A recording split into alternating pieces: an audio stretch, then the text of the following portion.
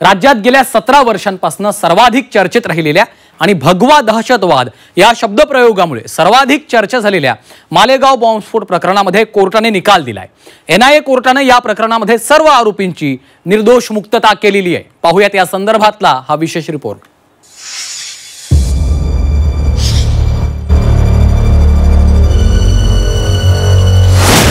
साध्वी प्रज्ञा सिंह ठाकुर निर्दोष, lieutenant colonel Prasad Purohit निर्दोष, major Ramesh Upadhyay निर्दोष, अजय राहिरकर निर्दोष, समीर कुलकर्णी निर्दोष, सुधाकर चतुर्वेदी निर्दोष, सुधाकर द्विवेदी निर्दोष।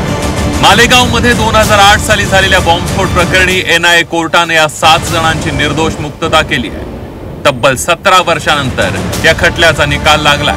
संशयाच्या आधारावर आरोपींना दोषी ठरवू शकत नाही, त्यामुळे सबळ पुराव्यांअभावी 7ही जणांची निर्दोष मुक्तता करण्यात आली। विशेष एनआयए न्यायाधीश A.K. लाहोटी यांनी यावेळी दहशतवादाचा कुठलाही धर्म नाही, कुठलाही रंग नाही अशी टिप्पणी केली।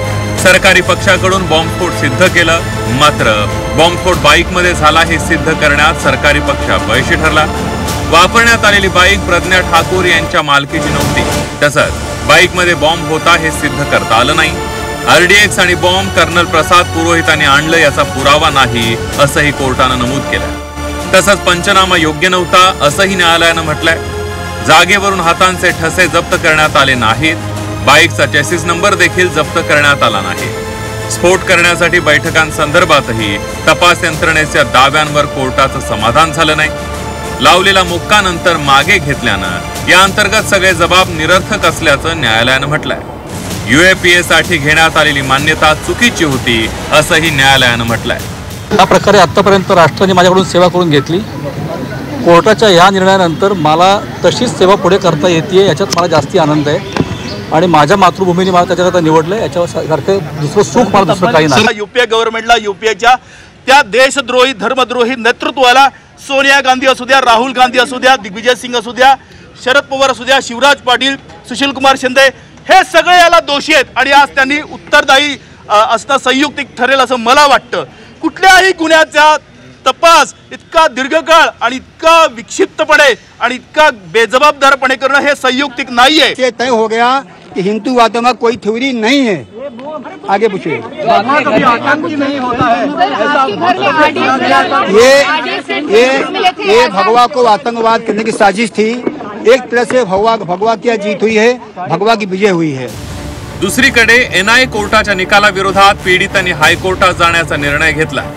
पूरी तरह से उन्हें निर्दोष नहीं किया गया है, उन्हें बेनिफिट ऑफ डाउट पूरा एक्विट नहीं किया गया है, उन्हें बेनिफिट ऑफ डाउट बोलकर उनको रिहा किया गया है। लेकिन इसी बेनिफिट ऑफ डाउट को लेकर हम हाईकोर्ट जाने वाले हैं। अब हाईकोर्ट में इंडिविजुअली जाएंगे या पूरे मालेगांव में जो पीड़ित है उनके तरफ से जाएंगे? पूरे पीड़ित की तरफ से जाने वाले हैं। जितने भी इंजर्ड हुए थे मालेगांव में सबों को लाकर हमने कोर्ट में पेश किया।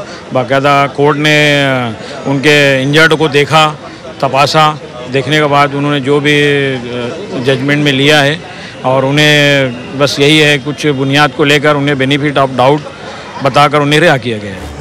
मालेगावमध्ये 29 सप्टेंबर 2008 साली भीषण बॉम्बस्फोट झाला होता। भिक्खू चौकात झालेल्या स्फोटात 6 निरपराध नागरिकांचा प्राण गेला। जखमींची संख्या 101 नाही तर 95 होती। काही वैद्यकीय प्रमाणपत्रांमध्ये फेरफार करण्यात आल्याचा आरोपही न्यायालयात केला असून त्याच्या सखोल चौकशीचे आदेश देण्यात आले।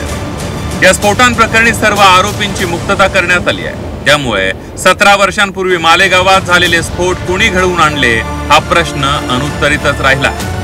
मनश्री पाठक, सीमा आढेसह ब्युरो रिपोर्ट, झी 24 तास।